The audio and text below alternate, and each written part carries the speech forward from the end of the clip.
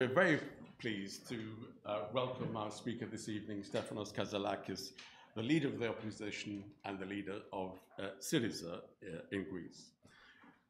Over the last 30 years, I would like to highlight, here at the LSE, we've hosted practically every prime minister, every leader of the opposition, every minister of finance, almost every Minister of Foreign Affairs. So we didn't want to miss the opportunity of inviting Stéphanos Kazalakis to speak to us here this evening. Now, for a number of you who know about Greek politics, and for others as well, you may think the story of our speaker here tonight is rather like an intriguing Hollywood movie. We're coming up to the Oscars, and I think this story would appeal to many people. A young Greek living in America with practically no previous political experience stands in an open contest for leadership of the party and wins. The young, handsome newcomer, where's he? Defeats long-term party stalwarts for the leadership. In his professional career, he's worked for Goldman Sachs as a commodities trader. Yet he leads a political party which in its past has had neo-Marxist roots, at least in part. And he's the first openly gay party leader in Greece. And we're delighted that his partner, Tyler Macbeth, is with us here this evening. I think he deserves a round of applause.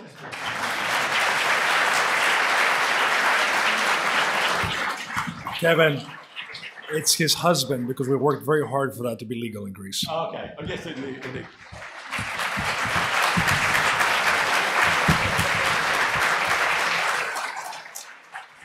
You're about 10 seconds ahead of me, because I was going to invite you to applaud the decision of the Greek Parliament last Thursday in legalizing same-sex marriage in Greece. Applause, please.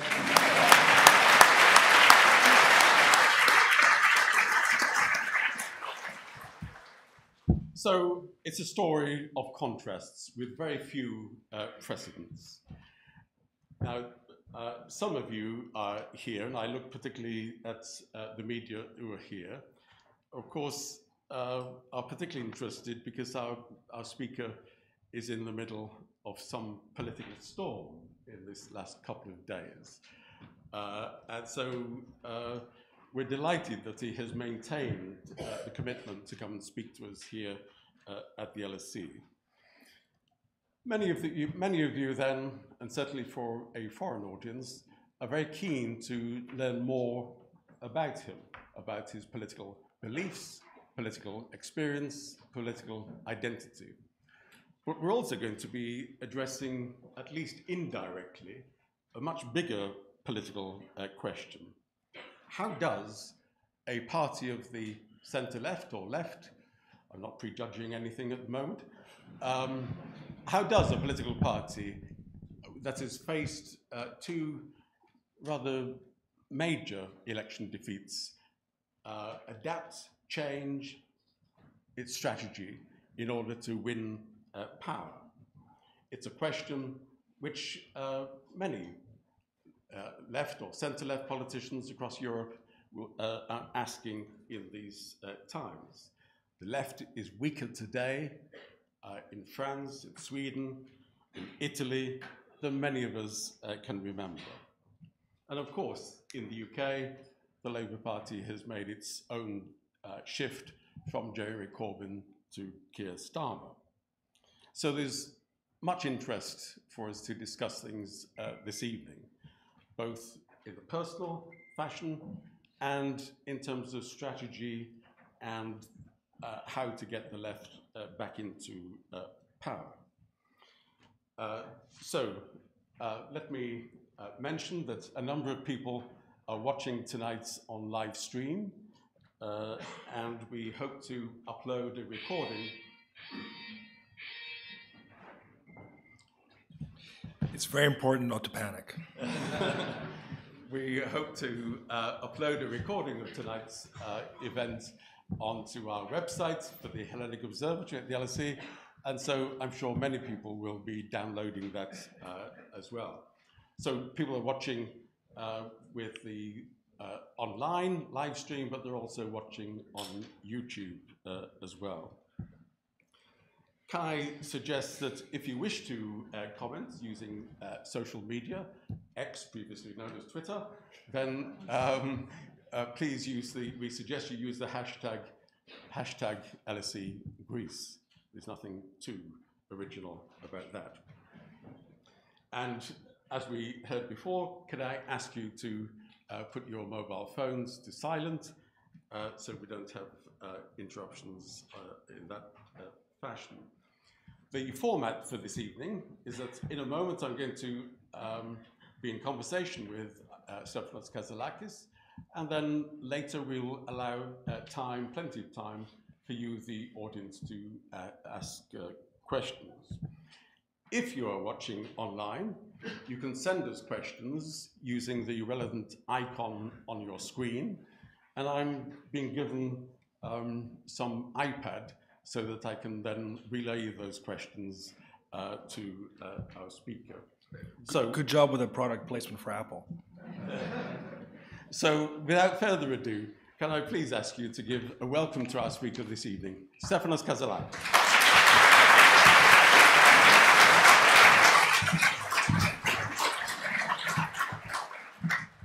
So, first of all, welcome, and thanks for maintaining this event. I think this probably belongs to me. This tablet, yes. This tablet. That's for later. So, yes, I'd like to ask questions perhaps in two parts, if I may, Stéphanos. The first part, I'm going to be asking questions which help to identify you politically, who you are politically, because there's a lot of interest. And then, secondly, questions about strategy for Syriza, your policies, how you would like to change the party and indeed regain power in Greece, if that's okay. Of course. So, you're the new leader of Syriza for just about 5 months. A party identified with the left. When did you first become a leftist? I've been. Can you hear me all right, or should I be closer? I think we're okay. We do that.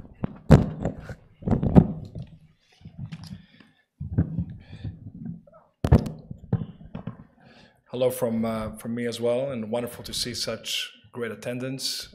Kevin, thank you for hosting me. You're very welcome. Here, I've been on the progressive side of the aisle for a very, very, very long time.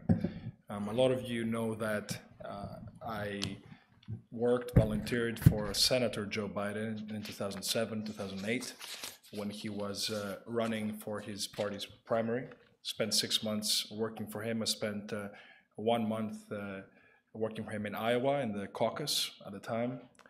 And Joe Biden, even though in Europe he has a view as somebody who's centrist, the reality is that in a lot of the battles in the Senate, he's been on the left. He's been definitely on the progressive side.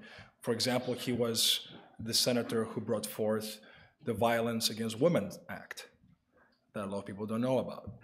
He also had a foreign policy that was strong on issues such as genocide, and being proactive about that the U.S. has an obligation to engage in thwarting acts of genocide. He was very vocal about Darfur while it was happening. Forgotten story for a lot of us here, but that was taking place in 2007, 2008, 2009.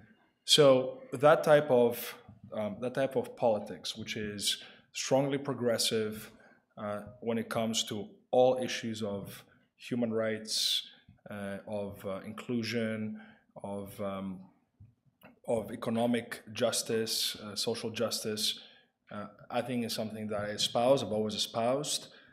I have made no secret of my belief that we need to have open markets. And I understand it's a departure from some of the rhetoric that exists in the philosophy and the history of the left. But open markets does not mean unregulated markets. It does not mean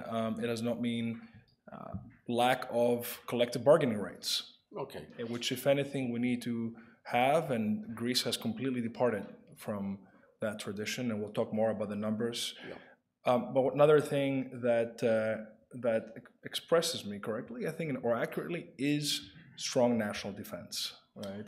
I believe in realpolitik and not in a pacifist reality. Okay, we'll come on to foreign policy perhaps later. But you describe yourself as a progressive with much experience with Biden and the Democratic Party in the United States. Would you describe yourself as a socialist? A neo-socialist, perhaps, yes. A socialist that understands today's environment and tries to achieve social goals. You know, I had a dispute, let's say, early on in my party because I said there's no reason to demonize the word capital. And in Greece, capital with a capital C, no pun intended, means the owners of equity capital against the laborers, which I fully understand have divergent incentives in a lot of things. But then there's also capital with a lowercase c, which is simply, in my view, a mathematical equation for the cost of a good and how that gets distributed in society equitably. And from that standpoint, for me, the most sacred capital is the taxpayer capital and what we do with that. Okay, but if you're meeting progressive politicians across Europe, do you say, hello, I'm Stéphanos Kασσελάκης, I'm a socialist? I call myself progressive. That's the adjective that describes me best. You're here at the LSE with a radical history. Many of the students, some of the staff at the LSE in the past have thought about being progressive in relation to being Marxist. For people of my generation, we read things by Karl Marx and we discussed things by Karl Marx. Is that something that you did in your youth? Have you read writings of Karl Marx? I have read writings of Karl Marx. I've also attended the Wharton School of Finance, and there's a whole different set of theory that they espouse over there. In the end of the day, and allow me to say that humbly, we all need to have a theoretical, a philosophical context to our policymaking. There's no doubt about it. But at the end of the day, you have to inspire people to be engaged in politics, especially in a country that 52% of the people abstained in the last election, I believe, and to explain things in layman's terms to them. The most Marxist thing I can imagine is to say that 1 ounce of action is worth 1 ton of theory. And so I am all in favor of having a philosophical underpinning of what we do, but we also need to be able to articulate simple policies for social justice, for growth, for inclusion to people in a way that makes them feel part of politics. Syriza grew from 3% to 35% in 2015, not because 32% of the country studied Karl Marx. Yes. It grew from 3% to 35% because people wanted an anti-systemic exit ramp from 5 years of austerity that led the country's coffers with a grand total of €0 and a third memorandum of austerity around the corner. In what ways are you anti-systemic? I think my whole life is anti-systemic. The way I was elected to party leadership, I started a shipping company at the age of 30, raising equity capital from publicly traded investor in the US, when everybody in my industry, in that industry, was mocking my attempt as a young guy with not from a shipping family to go out and to try to do that. When a situation took place in Greece when I was 14 years old, and my family's, let's say, stability was completely capsized by an unjust situation. There was a corruption ring in the Greek court system, and our life changed dramatically at the time. I decided to find an escape to the US, and I got a full scholarship. I went to Phillips Academy Andover, and that changed my life. So I've never been afraid to go into uncharted territory, right? And then the question is, and actually Obama, we're talking about Biden, Obama had a debate against Hillary Clinton, if you recall, that was about judgment versus experience. And on that one, I take Obama's side. I think judgment is way more important than experience. Experience can influence your judgment, but boy, do I know a lot of old people that have terrible judgment. So that is not to say anything about experience. So I would guess that Obama might be more of a political hero for you than Biden. In his politics, yes. In his policy, I think Biden's administration is more progressive than Obama's administration. And even on the issue of same-sex marriage, Biden was ahead of Obama on that one. And I will also add that on the issue of on student loan forgiveness, that's something that I feel is absolutely the right thing to do. I understand the issues of moral hazard and whatnot around the issue, but at the end of the day, every fiscal policy has some type of deadweight loss. The question is, are you giving relief to people such that they will yield more into the economy, into society at the other end of this? Okay, so I guess if I was an American, I'd have some understanding of who Stéphanos Kασσελάκης is. Within Greece, who would you say is the biggest political influence on you, your political hero? Yeah, I think Andreas Papandreou in 1981 is the model that I look up to. It's because that was somebody who managed to integrate the country at that time. It was after years of division and of the left being persecuted from the right, and Prime Minister Papandreou was able, by the way, he flip-flopped on his EU and NATO stance. Let's not forget that. So I'm not espousing that. The Syriza history has been way more pro-European than the equivalent PASOK history, and good for Syriza for being that way all along. But Andreas Papandreou managed to bring some real social change, create a welfare state, create institutions, and really create a middle class in the country. And so I think that model is the model that we need to implement now. We have 10 years of austerity with a governance under Alexis Tsipras that was one of the most capable governments in a very long time in Greece, that took a country from literally €0 in its coffers, took it to this massive cash cushion of 37 billion euro, and taking it out of the austerity measures, out of the troika, and also, and we need to give Alexis credit for that, creating the best debt relief negotiation outcome in probably the history of any type of country under duress. So, but Andreas Papandreou came to power as the leader of the Pan-Hellenic Socialist movement, and which later on bankrupted the country in part. Yes. Okay, but in our conversation, New Democracy way more than PASOK. Let's be honest. Yeah, but in our conversation so far, you're not that comfortable. I'm not afraid to be blunt. We need to call a spade and respect people's intelligence and speak truth to power. Yeah, okay. Right? But in the conversation so far, you don't seem to be tremendously comfortable with the term socialist. I'm talking about today's terms. I mean, Andreas Papandreou himself in the mid-90s had said to people in his party how, my God, these new European leaders are a huge departure of the socialists of the 80s. You know, that the third way, the whole paradigm had shifted, right? Yes.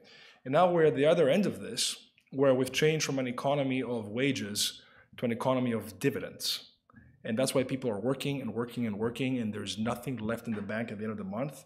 Young people can never buy a house the way the situation, the economy works right now. And that's why there's this type of social frustration that exists. And so if a socialist means somebody who wants societal equity, then yes, I'm a socialist. But what does it mean? Tell me, who is not a socialist by that definition? Somebody who wants only trickle-down economics? Is that somebody who is? Yes. Well, then I'm a socialist. Unfortunately, most governments in the UK would just be described as not socialist. But well, I think they're going to get their answer soon enough. Okay, very good. Just before we leave the United States, of course, there's been some coverage about your political career and political activity in the US. As you say, you worked for Biden in the Iowa states, etc. There were reports which you vehemently rejected of you being registered as a Republican voter. You were never a Republican registered voter. I have no idea how any paperwork with my name was registered in that party. I don't know if some person, like, you know, in the US, they give you some forms or an election time, and like, I have no idea how my name got entangled in that. I have never voted for the Republican Party. I completely despise, now I'm not going to be diplomatic, I completely despise Donald Trump's administration and his style. I have been with the Democratic Party since I was young, in high school. I was absolutely for John Kerry and not for George W. Bush back in 2004. And I've literally worked and donated to the Democratic Party many a time. So Wikipedia, okay, please change the fact that I belong to the Republican Party. Okay. That paperwork is faulty. Okay, thank you. I think that's quite definitive. Your phone is not on silent. My phone is not on silence. This is what we say, preaching to the choir. I can tell you that someone is at my front door at the moment.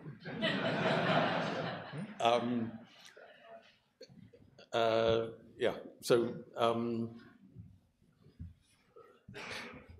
not many Greek politicians have worked at Goldman Sachs. How did Goldman Sachs... Did you say Government Sachs? Sorry? I misheard, sorry. I'm not repeating that one. Okay. How did your experience at Goldman Sachs influence your politics? I think it influenced my life trajectory more than my politics. I was in 2008, after Joe Biden dropped out of the election, the primary, and with his campaign staff and Senate staff, Joe had hosted an event at his sister's house in Pennsylvania. And this great crowd of young people was eager to see what would happen whether Obama or Clinton would choose Biden to be Secretary of State after potentially beating McCain, and then to earn, you know, a salary that you can't live on in an expensive city like Washington, D.C. And I thought to myself, gosh, this is like way too many factors outside my control for my life to go down that path. This is 2008. I start my senior year in college, and the economy collapses. You got Lehman Brothers in September, and then you have the whole string of events. And actually, Obama, I think, gained massive points both by choosing Joe Biden as well as by the temperament that he showed during the financial crisis. He was very calm and collected during those motions. And then we had the new government, 2009, Obama-Biden. I had the option to go work in the White House, and I chose to go into finance, and because I wanted to have more control over my life. So that was a practical decision, and also to be able to gain more hands-on skills about how capital markets work. So my experience at Goldman was very useful in terms of figuring out who the players are, why interest rates matter, why currencies matter, why commodities matter, what is the balance of capital between corporates and mutual funds and pension funds and hedge funds and retail investors. All that nomenclature that is very esoteric but actually important to understand. And I was at Goldman Sachs when Greece was going through its first austerity package and the second austerity package. I was embarrassed for my country at the time, the fact that we had to go through that, and that we were essentially the first country in the Eurozone to be in practical default.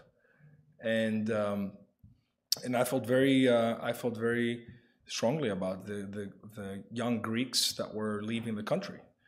That's why I started a website at the time called CV from Greece that was advising young Greeks that had already left on their CVs and their cover letters, so that they would have a better chance to get a job, to get into a uni in other parts of Europe or overseas, because I thought we needed to give to our best solidarity for those people, such that when the country would stabilize, they could come back with some quality experience. Okay, perhaps we could... But that, Kevin, is socialist doing that. Yes, okay? It is. And that's socialist in action. Okay. And the thing that I learned from Goldman was that I do not want to be part of a business that is solely focused on capital or money, but I wanted to be part of a business that is focused on product. Okay. On an actual product you can produce and deliver, create a brand, and not be dependent on someone else for the rest of your life, for your career. Okay. Explain to an international audience then what led you to stand in the election for Syriza as leader.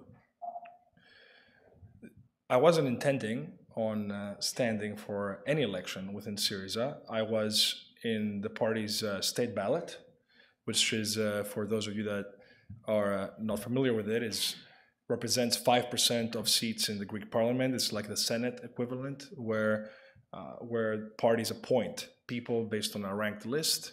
And so I was number 9 out of 15 on Syriza's list, which meant that I was solely on an honorary spot. And essentially a volunteer to support the thesis that Syriza could be a good governing party for the country. Can I just ask, who invited you to stand in that election? My predecessor. Right, okay. So Alexis Tsipras invited me to... And then Alexis Tsipras encouraged you to stand as party leader? No, he did not. Did anyone close to Alexis Tsipras encourage you to stand as party leader? No, they did not. Okay. So, but he did not discourage me either. So he was very neutral in the whole process. To his credit. In the sense of being silent. Oh, and also practically, I wanted on my own merit. Yeah. And it was very important for me to win this thing without someone else, hand-holding me.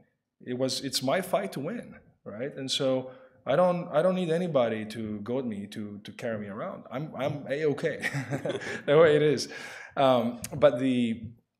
So I was in an honorary spot, volunteering for Syriza, and there was only 20 days that I was announced until the May election, and I ran around parts of Greece, Athens, Crete a little bit, and then we wake up on May 21st to this shock, that all of a sudden we thought we might have a good chance to be government, and instead we're losing by 20 points. 20 points means the country does not recognize you as a governing party. Doesn't mean what you think of yourself. Perception is reality, especially in politics. So 20 points means the country is saying you are not a governing party. Because Alexis still is very popular, always has been very popular. He has no scandals attached to his name. He's a really wonderful guy, and he had a capable leadership overall. And so the question is, why did people not trust Syriza? Then we have the period between May 21st and June 25th, the repeat election. A lot of people had abandoned the process of supporting Syriza and supporting Alexis, etc. Alexis had created a 20-person committee of essentially fresh members and future cabinet secretaries or whatnot. That was insinuation. And he chose me. He chose that I be on that committee. And I ran around a lot with him, traveling with him, as well as with Admiral Kασσελάκης, the former head of the Greek National Defense Forces. So, and I worked hard to try to bring some hope and optimism to the base that, you know, that let's bounce back to the extent that would be possible. A month before the June 25th election, while I was traveling with Alexis, he told me, you know, Stéphanos, Syriza needs renewal yesterday. And there's two ways to do this. Either a new leader will emerge in Syriza, change of leadership, or massive renewal for everything underneath. Or what? Massive renewal for everything underneath. And I told him that let's do the second thing. I'm in it. Let's change everything. You know, you stay there, we'll renew the whole thing. A few days after the June 25th election, to the shock of everybody, nobody pressed him to resign.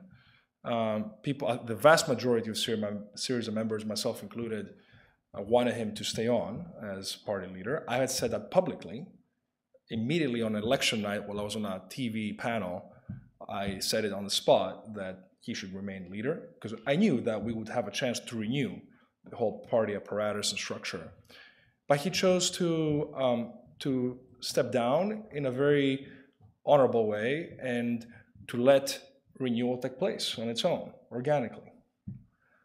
The party should have gone down a path of having a philosophical introspection about, do we want to be a governing left, a modern left, for progressive governance per the title? Do we want to be do we want to be a pure traditional left, as we say, for there will be a protest party? You know, what exactly do we think on a series of issues? And then the party should have had a different conference to redo its infrastructure to get ready for the future. Hold on. None of that took place. None of that took place. The party apparatus decided to go straight to a presidential election. And between early July and late August, when I announced, for 6 weeks, nobody, and I defeated 4 former ministers, cabinet secretaries. Right? I had zero political experience there. All 4 of them were former ministers of the Greek government. None of them was saying anything substantial. It was about structures and rules, internal party rules. It's like, what are you going to do? And I put a platform of ideas that was general guidelines, but also specific, such as canceling out all MP immunities and benefits, such as immunity against criminal persecution, changing the mandatory military service, reforming that, and a whole list of things which were about open markets, but also labor rights and a very strong national defense. And that gained a lot of traction. And then that created a movement that I run. And then I won 21 days later. So. Okay.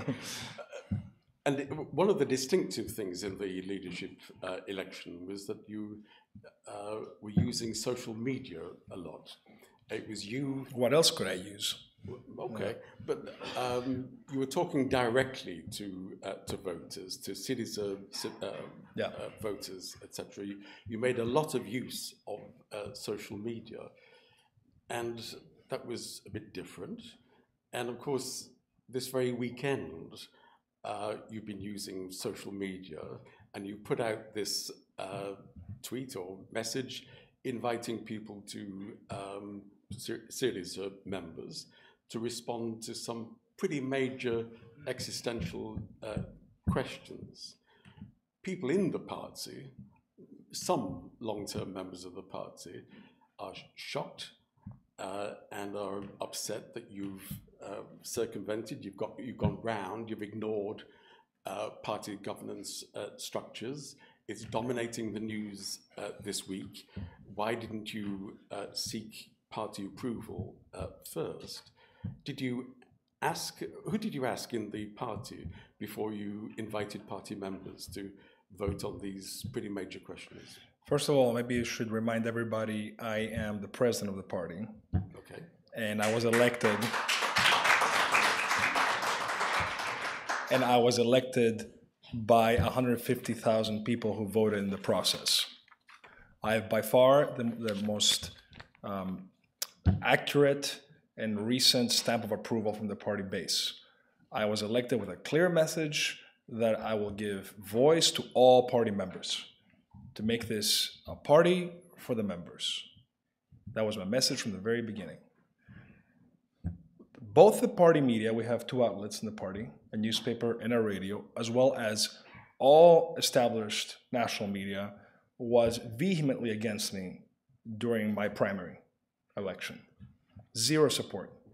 All the party apparatus was against me, except some people. Yes, there were some people, but the apparatus was not. So the actual... Okay, so in order to get change in the party, you feel that there has to be a kind of alliance between you and your party supporters out in the country against much of the established governance structures of the party. I mean, that is... it's not about whether myself and the structures of the party are aligned or not aligned. It's, do the structures reflect what the members desire? And that's what I asked the members to opine on. And believe me, there's been thousands of responses in a very short amount of time, with a lot of very compelling content, a lot of very useful content. And in any case, a party that frankly thinks that we're going to be government and then loses with 2.3 times the score between New Democracy and Syriza, the first thing that you should be doing is listening to its members. How can a party be afraid to listen to its members and expect to govern in the future? You're listening to your members, the people that have literally pounded the pavement, knocked on doors, handed flyers out. Let's talk to them. And allow me to conclude the point. If Syriza's structures had worked properly, I should not be president today. There should have been a process, a bench. The fact that an outsider bypassed this whole thing, regardless of my, whatever personal traits that may be different from the other candidates, there should be like an established foundation there. This party was always a party that came into power in 2015 with a message to take the country out of the austerity measures, to renegotiate the national debt situation. It executed those goals. It brought civil unions for same-sex couples into law, for all couples into law. It created the agreement with North Macedonia. Okay. I take the point that you have a large base of the party last year in your support. And the party has grown since, significantly. Okay. Why the rush? This week, on Thursday, there's the party congress. Why didn't you wait to ask the party, to persuade them? It's a false dilemma, because the party congress is on political positions which are articulated. I mean, everybody knows my political positions, and they are fully reflected in what the committee has prepared and what we're going to have. My questions it's a questionnaire to have the members' opinions for a long-term discussion, and we should not be afraid to ask our members anything. It's the party congress and the party convention is a completely different process than asking the members on something that is not going to be adjudicated on in this conference. This is not a constitutional conference. Okay. Should you be afraid to make the results of the poll public? I asked our members' opinion. It said, the president of Syriza asks for your opinion, for your view. Whether or not I make the results public is up to me. I have no intention of making them public. Why not? Because I'm asking for their opinion. My recommendation is going to be based on the views in our party conference this coming weekend. It's going to be based on the results of this questionnaire. It's going to be based on a dialogue with party members in person, as well as in further meetings, and in consultation with the party apparatus, the party structures. Okay. And none of this is contradictory. That is called doing the right process. It's called actually going through the hoops. Let's assume that the party poll supports the positions that you're asking, and I should explain the questions being asked. You're very eager to find out about this party poll. Absolutely. Well, there's one or two journalists who are interested as well.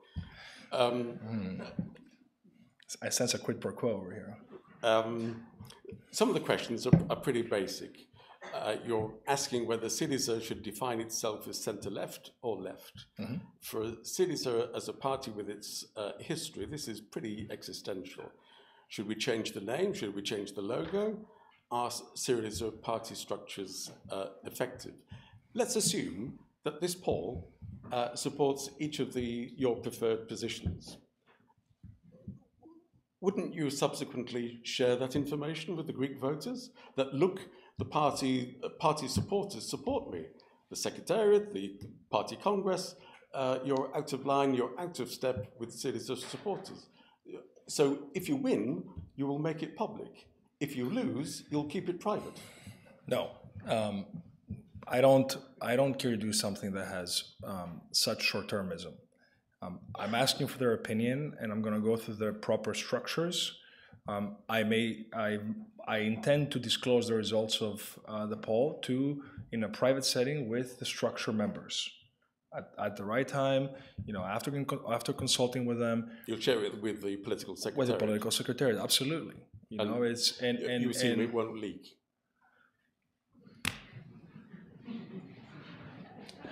I learned very early on in Phillips Academy, my boarding school, a very important motto for life and for business, which says, no assumptions, no assumptions. Okay. And I espouse the motto to the day. Look, okay. It's leak or no leak. The fact is, people know when something is authentic, right?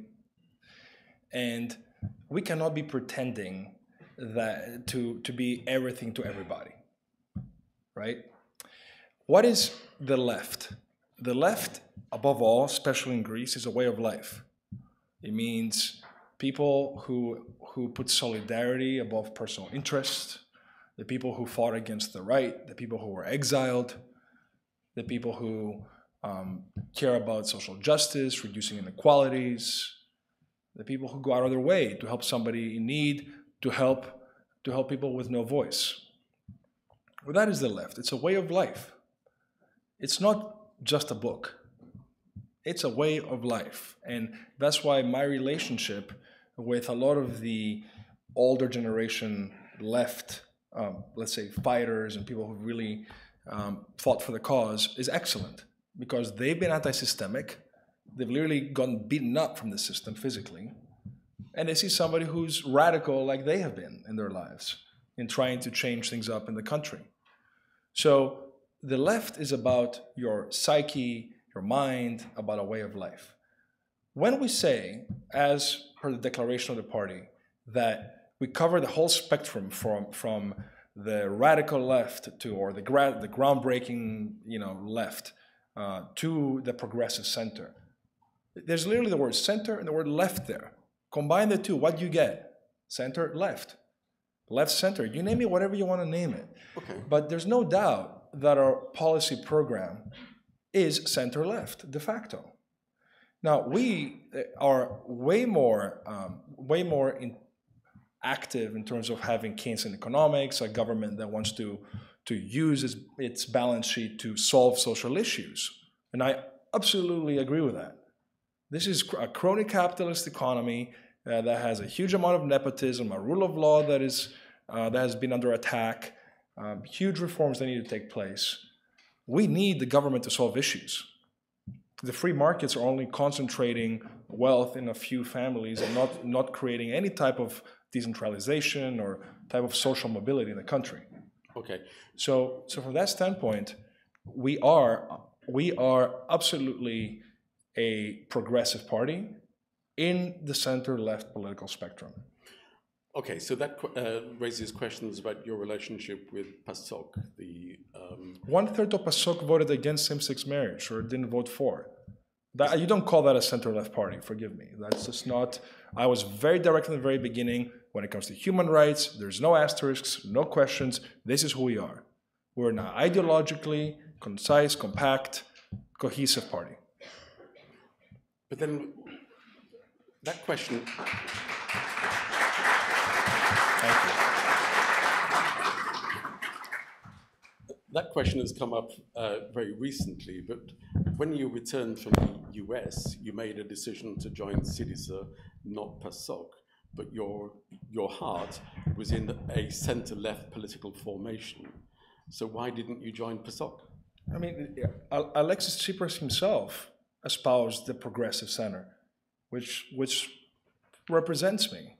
You know, if the progressive center were not part of Syriza, I probably would not be part of the party, right? I mean, that was part of the issue, that there were different voices with different rhetoric standpoints that created confusion in the people. The people need to know this is a governing party that understands how open markets work, that will put forth collective bargaining rights, that will invest in public universities as opposed to allow a shadow economy to take place in no quality private universities for the sake of creating an all-you-can-eat buffet kind of attitude about education, that will invest in public health care so that we can have actual quality healthcare, which has been completely demolished over the past 15 years. So during Syriza, in fact, thank you. I wish there were more of you like that. So there's over the past, Syriza tried to keep the healthcare system. It gave healthcare access to 2.5 million people without healthcare insurance. Okay. So that's a huge left progressive accomplishment for Syriza's government, okay. Right? So what are the best chances for the centre-left coming to power? Wouldn't we look at the opinion polls and think, well, if the centre-left in Greece is going to come to power, it will involve PASOK and Syriza. What kind of arrangements, understanding with PASOK might you contemplate? If PASOK wants to open up its presidential election for me to run in it, I'll happily take place in it. Okay. But you can envisage a we need to have, no, we don't need a coalition government. We need a party that's anti-systemic, with no bank loans, able to govern the country, with all-stars, with a clean party structure, with people who will give their heart and soul for this country without having gone through the political party pipeline, people who are capable of bringing back Greeks from overseas, giving meritocracy at the head of the country. Okay, right, and that's what's missing in Greece. That's why so many Greeks here don't come back. Okay.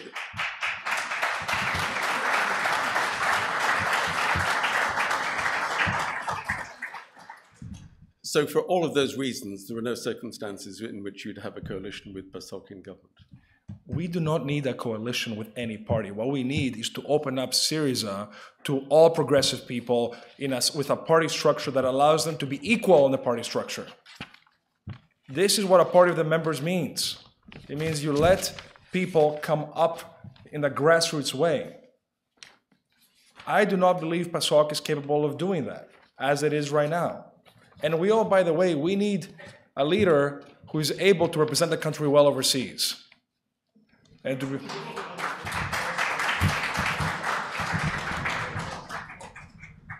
okay, let's try to touch on one or two policy questions. You look like you're flabbergasted from what you just heard. I would possibly comment. On one or two policy questions, you've made various pronouncements about the need to change policies.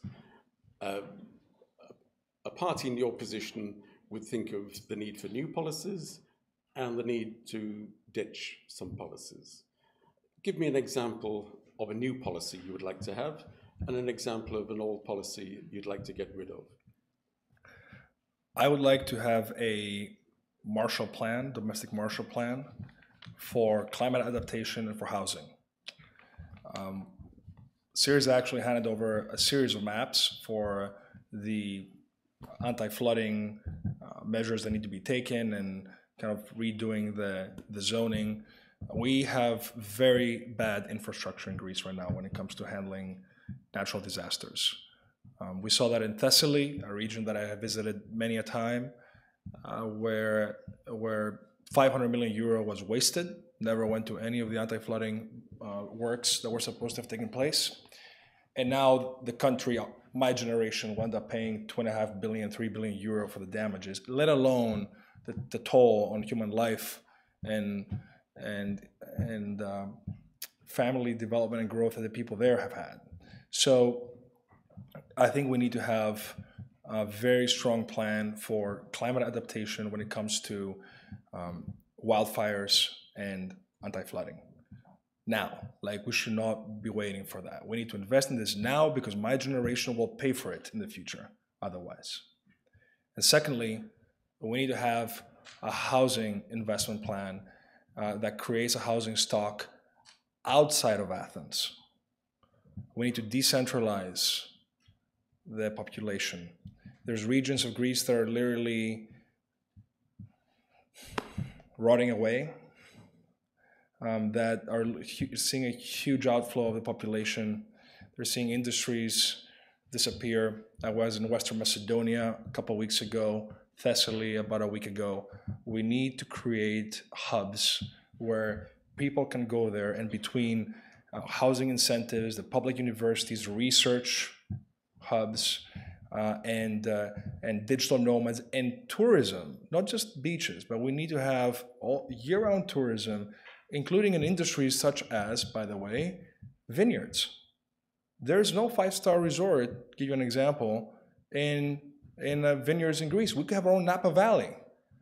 Now, we don't have that. And by the way, unlike Napa Valley, we have ancient theaters to complement that all over the country. Other countries, the US has natural gas, we have culture. And we're not creating a year-round economy around that. Okay. In our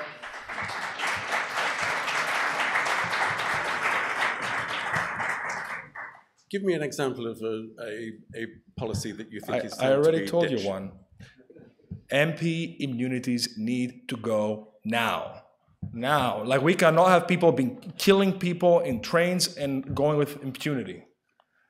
There's a politician,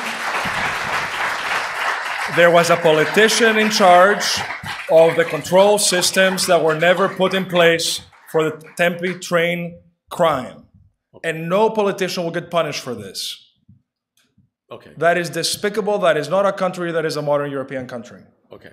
So some members of your party have said that it's absolutely critical that in the European elections in June, that Syriza comes at least second.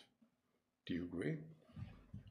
I think we will easily come second. I think we can shock the country. I need to execute my plan.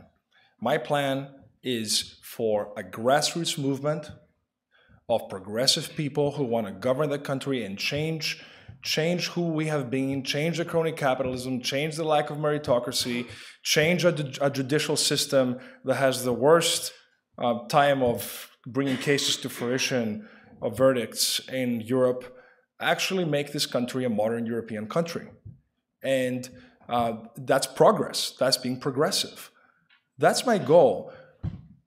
Look, I was not elected to be first in polls a month after my presidency. I will beat Kyriakos Mitsotakis. We will beat Kyriakos Mitsotakis because we will create a different alternative from them. We are on the right side of history in terms of our beliefs when it comes to human rights, social justice, the environment, the rule of law, and a strong national defense, and not participating in US adventures overseas with our military equipment. Okay. We should have our military equipment stay in Greek hands on Greek territory. I strongly believe in that. Okay.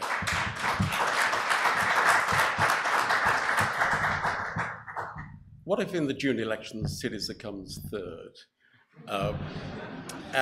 If you're looking at the opinion polls, why are you asking hypothetical that will never take place? Well, okay, but if you look at the opinion polls today, you wouldn't immediately conclude Syriza will come first. So let's think of the scenarios.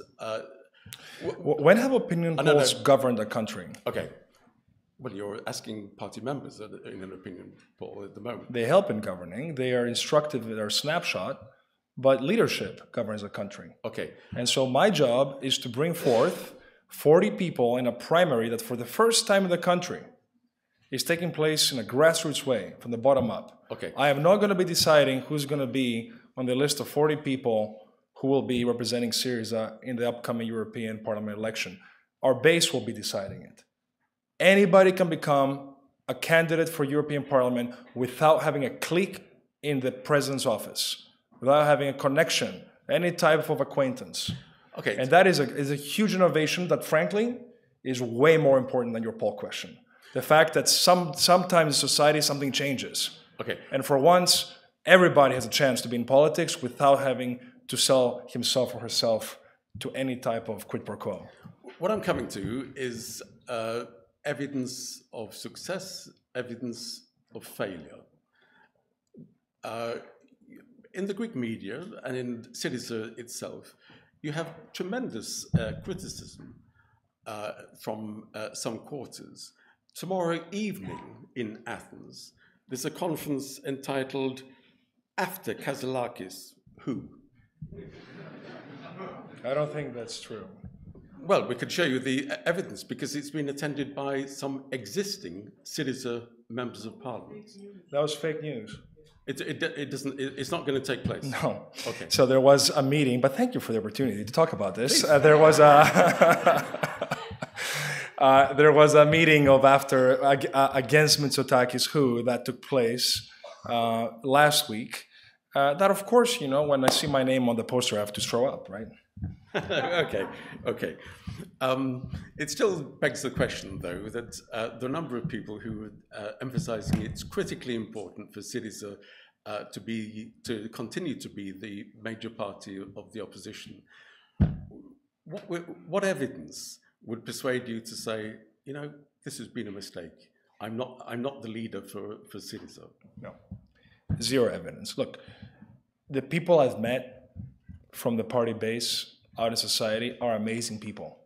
They're disappointed from the system. I've told them many a time, I will never betray them. And that is true today, as ever before. I'm giving them the power. This is not a president-centric party. This is a member-centric party. And that is painful at times. But if we're to succeed, if we're not going to be surprised next time that we're 20 points behind when we thought we would win, I think it's time we open our eyes and ears to the environment around us. Okay. Final question from me. Alexis Tsipras is going to speak at your party congress this week. Are you anxious? No, not at all. Why would I be anxious? He's going to support your leadership. I want the leadership perfectly fair and square. He's the one that wanted to bring renewal to Syriza. I'm trying to do exactly that. And I've espoused his policies fully. So you would expect him to make a speech of support for your political strategy? Absolutely. Good. Okay, let's open it to questions from the audience. And let me explain that on the screen here, there may be questions coming from the online audience as well. Can we start with the gentleman here at the very end in the blue jumper? If you could just say who you are and then the question. Can you hear me? We can. Perfect. My name is Victor. I want to ask you, you talked about your dreams of your party and how you want to transform your party. But in the recent vote in the parliament for the gay marriage, you had, I think, 2 MPs of your party abstaining from the vote. So my question is that part of your dream party? And if not, what you are going to do? Thank you for the question. There was only one person who abstained for ideological reasons. The second person who abstained had personal work reasons. He's an expat member of parliament, and he had a professional conflict at the time. He had a statement on that. I will make my announcement of my decision at the right time. I think we have waited for decades for this bill to pass. I think we can wait a few more days for that to come to fruition. But the important thing is that the lives of people are better today. We shouldn't lose the eye from the ball, right? We should keep our eye on the ball. The eye on the ball means the country is better off because Syriza made this happen. Without Syriza's votes, this would not be law today. Okay, thanks. And we have a question here. It's a microphone. Yes, thank you. My name is Evdoxia Limperi from MERT, the Greek public broadcaster. You said, I heard you with great interest. You said you replied to Kevin's question that when he asked you about the questionnaire, if you asked anyone, you said that you are the president of the party. The party's communique yesterday reads, "We are not a leadership-oriented party. Chimeras and conspiracy theories are not of anyone's interest." How can you combine the two? How do you hear this? You said you are the president of the party. How do you perceive this communique there? Thank you. I'm delighted to hear that there's no chimeras and why not, and that it's not and this is not a presidential-centric party. I fully agree. It's a member-centric party. And that's exactly what I'm planning on continuing on doing. I'm planning on giving the members of the party a voice and equal access to going up in the party structure. If we don't implement meritocracy and open our gates to the new members in the party, then how can I credibly say to the country that we're going to bring meritocracy up and down the country structure and economic structure? We need to first prove that ourselves in our own house. Okay. Can we take the lady here, please? Yes. Hi, my name is Ifigenia Mumzi. I wanted to ask a question from a different point of view about Greek politics right now, because the truth is, New Democracy won with 41%. We have 3 far-right parties in government. In my opinion, the Greek society is in a dire situation. What are the challenges ahead for Syriza to beat this, and why is it a necessity for Syriza to win? Thank you. Thank you, Ifigenia. We do have 3 far-right parties in parliament, but I think we should be optimistic. Why? Because this election and the whole verdict of future elections is ours to lose. We lost because 600,000 Syriza voters didn't show up. They didn't go to other parties, they just didn't show up. They were disappointed by 4 years of not, in my view, doing the needful to create a clear message to the country about how we intend to govern and with which people.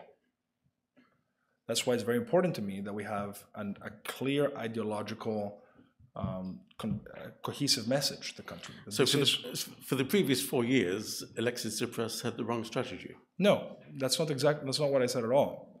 For the previous 4 years, there was confusion in the Greek public about what Syriza stands for.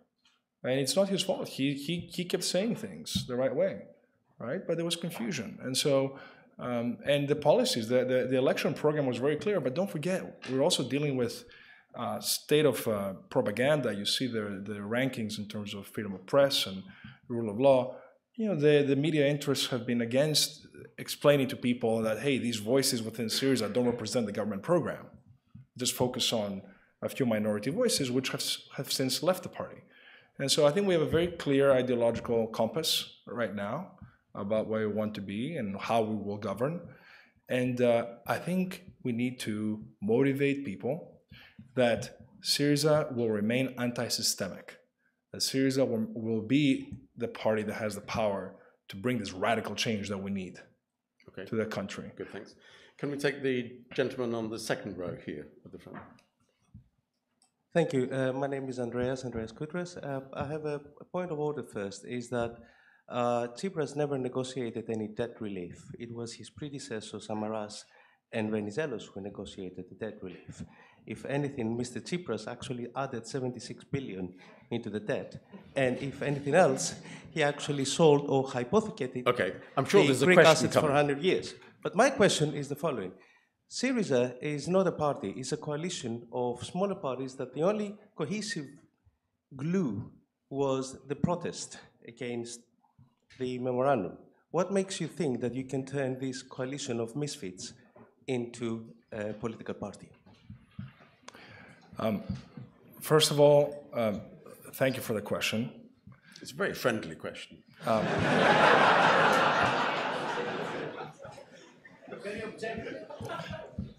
There's many a Greek news outlet you could work for. Yeah, I disagree with both the premise and the characterizations. And I think that if there's one truth in what you said, I think it's that we need not to be a coalition, but we need to be a punch, a strong, radical punch for social justice and progress. Thank you for the question. Okay. Can we take the gentleman here at the front, please? Yes, Tony Barber from the Financial Times. You used the phrase in your introductory remarks a couple of times, crony capitalism. And this was the kind of phrase that was sometimes used to describe Greek business before the debt crisis erupted, and sometimes in connection with the idea that government and business and the public administration were all sort of interlinked in rather opaque networks of cooperation. Do you think then that the experience of the debt crisis, the upheaval that society experienced through those years, in the end, not a great deal changed in the structures of the Greek economy and politics, public administration?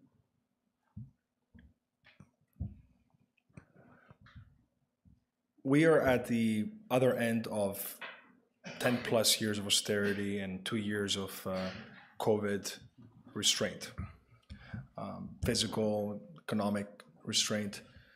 And I think that we are not yet done in the process of bringing forth the right reforms. I can give you a lot of evidence of why crony capitalism exists today. The biggest of it all is the fact that there's been minimal reform in the country's judicial system. It's the bane of every entrepreneur's existence. There's been minimal reform in the country's tax code. It changes every 3 months. It's convoluted in terms of different sources of income and whatnot. And there's this absurd thing, in my view, which is the advanced deposit or prepayment of the following year's income tax, which by itself is like a self-fulfilling prophecy for tax evasion. So I want to do away with this prepayment of income tax. I want to simplify the tax code so there's very clear there's only one source of income that's taxed at a progressive scale, and create a tax code that is stable for 10 years to bring investment in the country.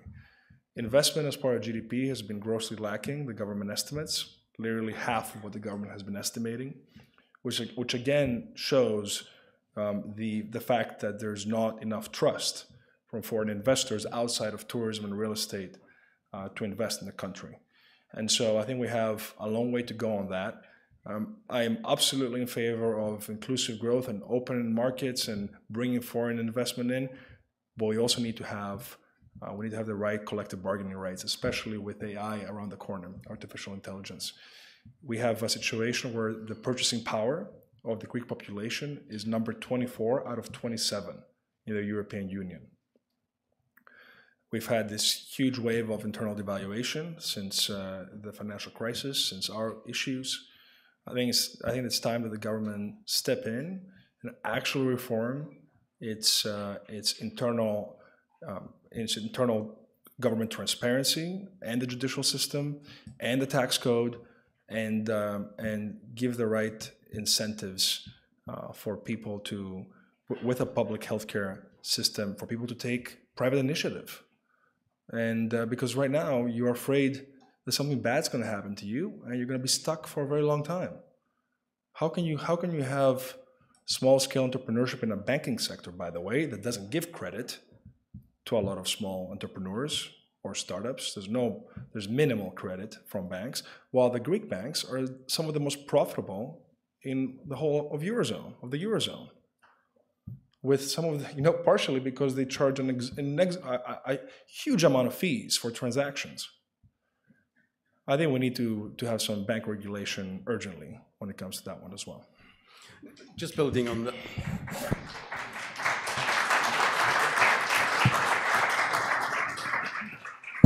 Just building on that, if I may, Syriza is an anti-systemic party. Leftists, when they look at the political economy of Greece, would indeed refer to crony capitalism, and they'd refer to the oligarchs. So the oligarchs in Greece should be nervous? I think the oligarchs in Greece should be nervous, yes. Very good. Okay. Can we go right to the very back? And I think gentlemen in the green shirts. Hi, my name is Panagiotis, Pan in English.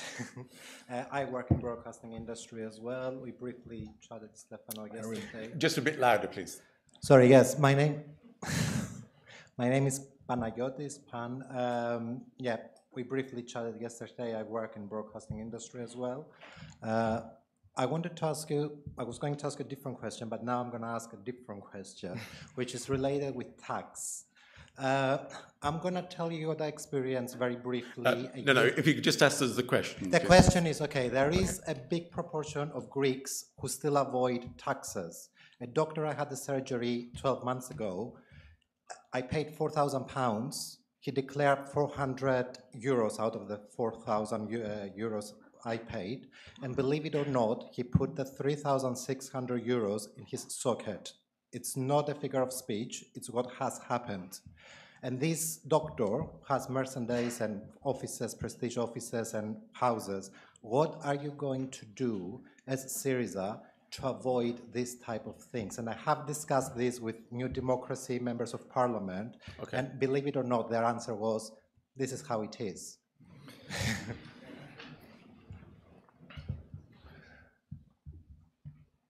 There's some practical issues involved in your question, and then there's the central, let's say, philosophical issue. I'll start with the latter. Why should a citizen respect the state when the state does not respect the citizen? It is not coincidence that Greece went bankrupt, de facto. It comes from that lack of mutual respect. Being anti-systemic and radical left, as we say, is the opportunity to fix that. It's the opportunity to say, we don't care what all the lobbies are saying, who gets insulted, this is what needs to be done, and it's going to be done. And to be very clear about it. And I think that's a great opportunity that we have under my leadership going forward.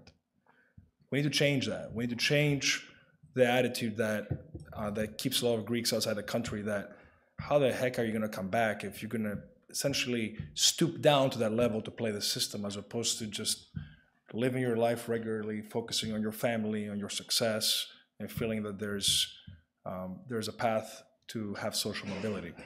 Okay.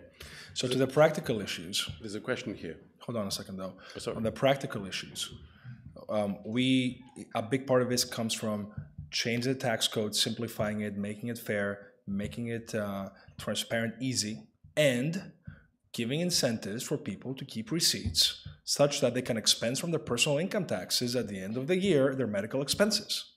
If as a consumer, you get a big deduction on your income tax because you pay 4,000 euro, then you're going to demand that receipt. There are solutions here to this. Clearly, though, it's a political decision not to implement them. Okay, gentleman here. Hi, my name is Isaac Aripidis. I'm a Greek correspondent. I'm a correspondent for Greek media. a very simple question. If in the coming European elections, the difference between Syriza and the winning party is more than 20 points, that will be a reason for you to resign? No.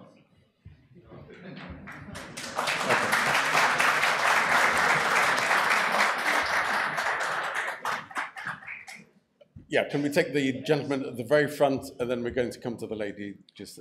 Hello, my name is Stratos Hatzigiannis.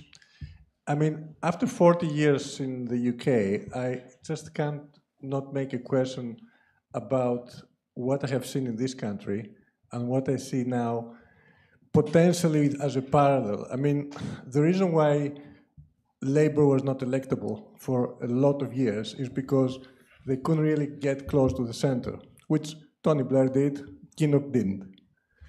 What would you offer to the Greek centre in order to carry them, if that is a way of path for leadership? See, I think we need to move away from theoretical discussions about the center and this and that, and just go into practical policy terms. We're not a country that has the luxury of not having government intervention in our society. There's massive income disparities. There's massive geographical disparities. We need government to solve issues. There's no other way. And the issue is that nobody trusts the government. So it's like we're stuck. It's like the chicken and the egg problem. So we need to change the rule of law in the country, change the way politics is done, such that a government that is progressive can step in and actually invest, as I said, in housing and climate change and public health care and public education. And so I don't think those issues are a matter of center or left. I think they're just a matter of common sense. If our starting point were a UK starting point, maybe the conversation will be different. But it's not. We need government to have a role after all these years of the public sector being degraded. While the UK was having primary deficits in between 2010 and 2014, there's similar magnitude deficits, about 4.5% in both countries, Greece and the UK. The UK had growth after. We just lost all the GDP and kept going having internal deflation. We have a completely different starting point than the UK. We need government to have a role in our country if we're going to be sustainable and resilient for the long run. Okay. Could we take the lady in the orange or the brown jumper? Thank you. Hi, Stéphanos. Angela Spatharu. You spoke a bit about the role of AI and the complexities this might pose, but there's another aspect of AI, data and technology, which is as an enabler for rule of law, transparency, a better functioning economy, better access. What's your party's view on technology? We absolutely endorse technology. I'm trying to digitize my party dramatically, as you may know already. I think technology can be an incredible tool, as you said, to bring about transparency and even prevent crime, for example, right? You can use patterns to understand that. We have to be very careful about technology governance and joining forces with the rest of the EU to create the right framework for the right governance that we need. But in terms of AI and labor, it's a paradigm shift, what's taking place. And I think collective bargaining rights are very important, such that everybody can participate in this. We need to have a plan for that. That as the composition of talent changes, not just in low-skilled jobs, in a lot of high-skilled jobs. Architects, for example, will have pressure from AI. We need to have the right type of transition and retraining tools so that they can participate in the value added from it. And by the way, the Greek market is not 10 million people. It's 450 million people. It's the common market. Plus, we should be using AI and the high level of English knowledge and know-how in our public universities and the regional universities such that we participate in the big market with services. That's, I think, the real plan that we need to have when it comes to technology. Okay. If I could go to some of the questions coming in online, I'm going to group a few questions. Essentially, they ask for your position on Gaza and the right of Israel to defend itself against terrorism. I'm summarizing here, but where do you stand on the conflict? Do you condone the large number of civilian deaths in Gaza? Alternatively, shouldn't any left party be, quote, more supportive of Israel's right to defend itself against jihadist terrorism? Where do you stand? I think there should be an immediate ceasefire in Gaza. And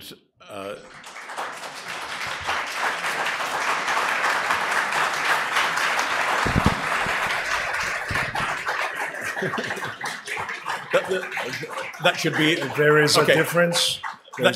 Sorry, just to clarify, that should be immediate and unconditional.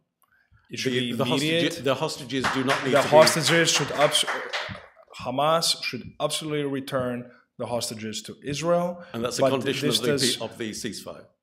No, there should be an immediate ceasefire. Even if the hostages are not released. Yes, we need to have a policy. We need to have. You cannot be killing people for the sake of killing people. Like, what is the exit plan here? Right? What is the exit plan? There's many tools for counterterrorism that can take place, but we cannot be seeing hundreds and thousands of people die every week with no exit plan. That is not going to work. That is just not going to work. And you know what? The international community should take action. It should be more active in taking a role here. And if Iran has taken a big part in the Hamas October attack on Israel, Iran should be held accountable immediately. Okay. The gentleman at the very back, I'm sorry. Yes, chap with the beard. Yep. Hi, my name is Michalis. So actually, I was planning to ask the very question that was right before asked. And thank you very much for the response. I just want to point out that you are a major part of the international community that you just called to action. What is your plan towards the immediate and unconditional ceasefire that you just called for? I mean, specifically to anyone who is paying attention, it is becoming of growing importance among the young Greek left that the international relations of the country starts to reflect the morality of a large part of the voters' base. Are you willing to publicly and openly condemn the war crimes committed by the state of Israel right here, right now? What can we expect from you as the opposition leader when it comes to the ever-growing participation of the Greek state to the war crimes committed by the state of Israel? So let me say that there's things that I may think within myself, and there's things that I can say publicly. So from that standpoint, I think that to the extent war crimes are taking place in Palestine, and let me remind everybody here that it was the Syriza government that changed the term Palestinian Authority to Palestine in all Greek formal documents.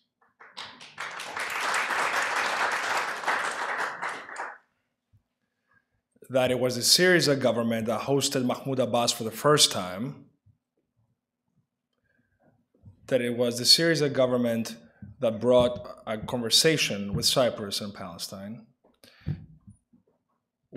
Alexis Tsipras went there in Jerusalem and talked about Palestine. And I think it's very, very important that we take a clear ethical stance. Look, yes, I studied in the US. Yes, I've lived there for a long time.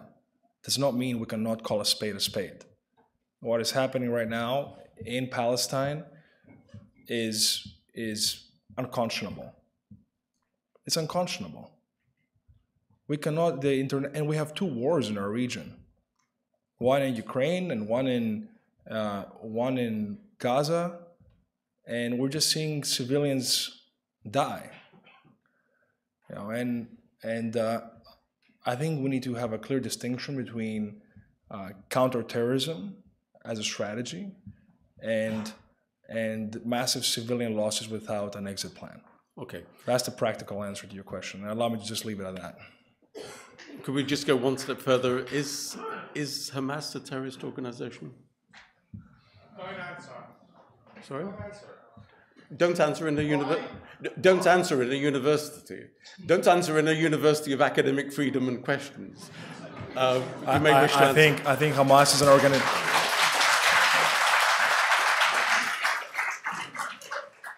I think the actions that Hamas has taken are terrorist actions. Okay, good. Let's, right. I'm sorry, there's lots of questions. The gentleman just next to you here, yes. Yeah, hi.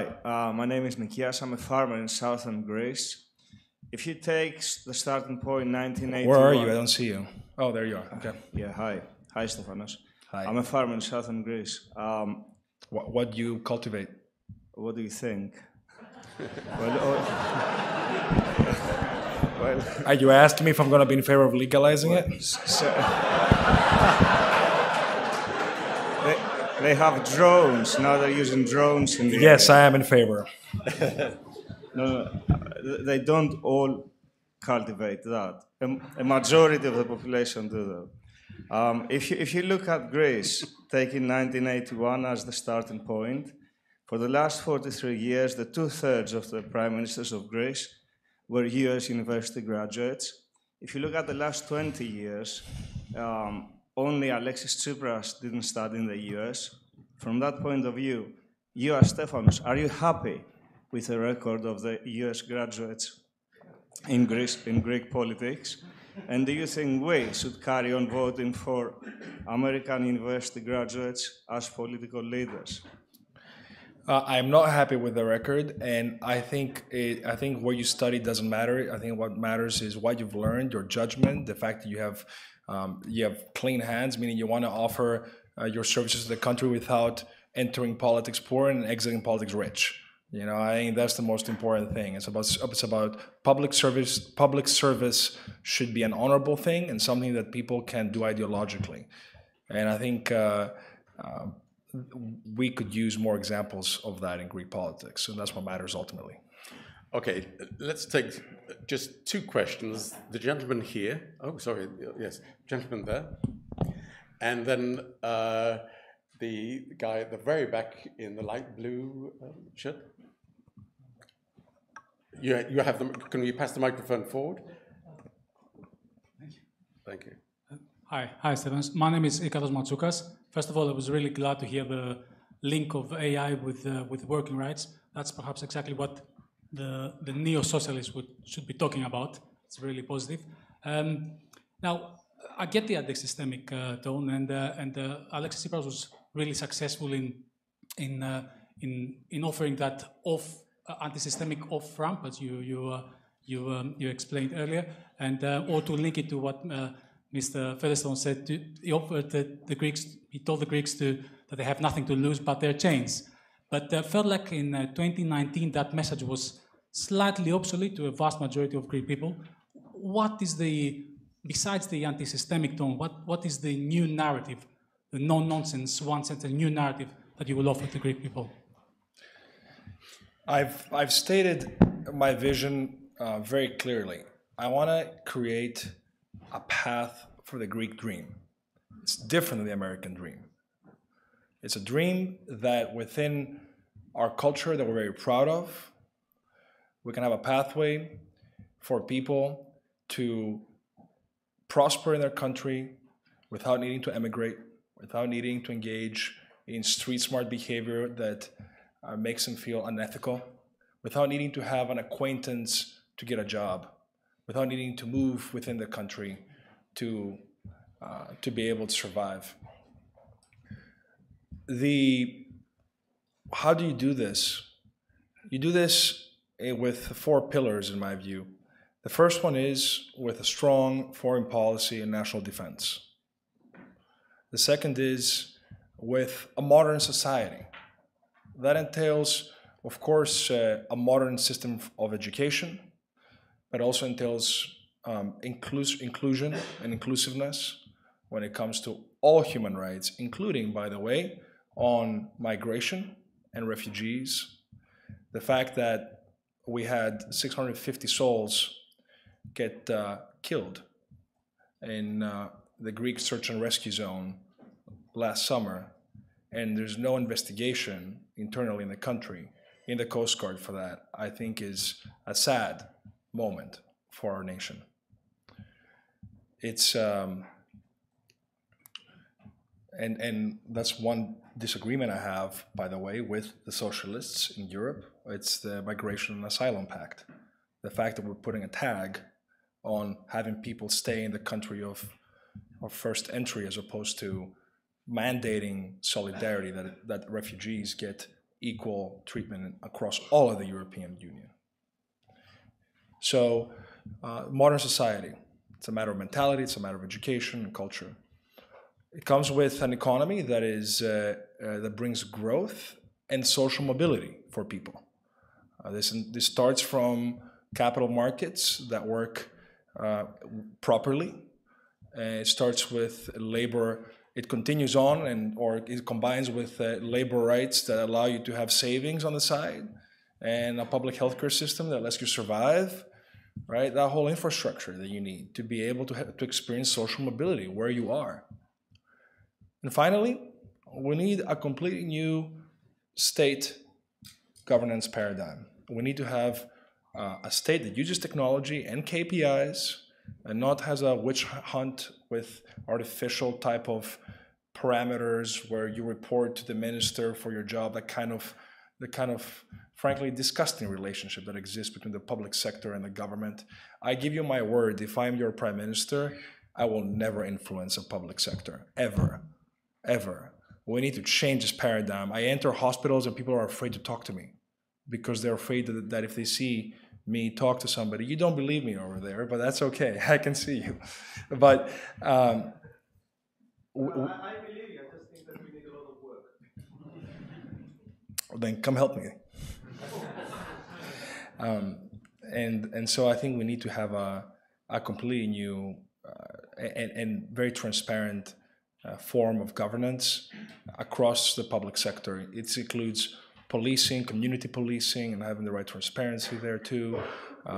We need to have a natural disaster response that is separate from the military. Like, we cannot count on our armed forces to intervene at all times. We need to have a national emergency response service that works properly. And of course, the judicial system, the state of law, like the ability to feel like the Greek court system is your last resort, right? And which is not what Greeks feel right now. Okay, great. So it's the final question with our friend up here. Hello, Stefana. This is Dimitris. Thanks for the talk, the discussion. Always being proactive on the discussion. My question is about, you mentioned during your talk, no arms out of Greece, while in the meantime, Denmark is giving all their artillery in Ukraine. Considering that we have, for example, Russian missile systems, that we know the missiles and the guns will expire, right? Do you still believe that we should not get rid of them and replace them by other systems? And and this is very effective on playing a significant geopolitical role in the upcoming years. Yeah, so I don't view that as a real dilemma. I think we should absolutely have equipment in our territory. We do have an issue with the equipment replacement, given the sanctions on Russia. That's an issue that has nothing to do with handing over equipment in general. It's a technical matter. I think the issue is we sent Humvees from the islands for transport up to Ukraine, and in general, I think our country should be focusing on its own defense, and I think that the example of sending the naval vessel outside before the EU engaged in operation, this Aspides operation in the region, sending it as part of a U.S. operation is not the paradigm that I want to follow. I want to follow a paradigm that abides by NATO defense and by EU defense planning and EU operations up to that point. Okay, we've come, I think, to the end of this event.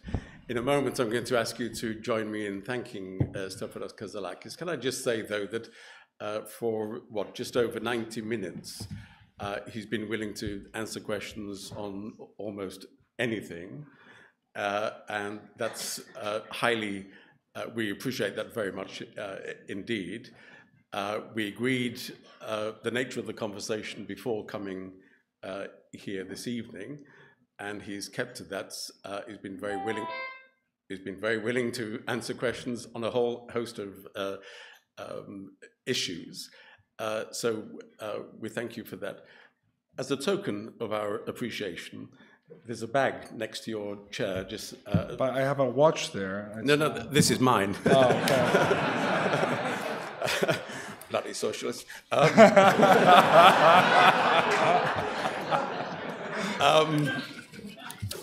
Could you? Did you just call socialist thieves? No. But there's also something in the bag as well. Okay, let's open this first. Okay. I note that it's in red, much appreciated. Or fuchsia, whatever this is. Burgundy.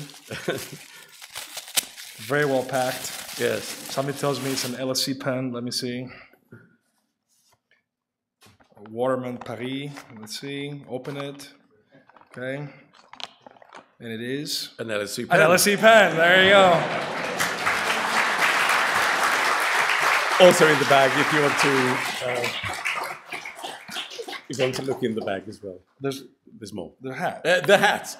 So, of course, given your American background, we thought this would be a perfect thing. So, as we finish, can I just mention that you're all invited to continue the conversation with a reception immediately outside the theatre up here for wine and drinks.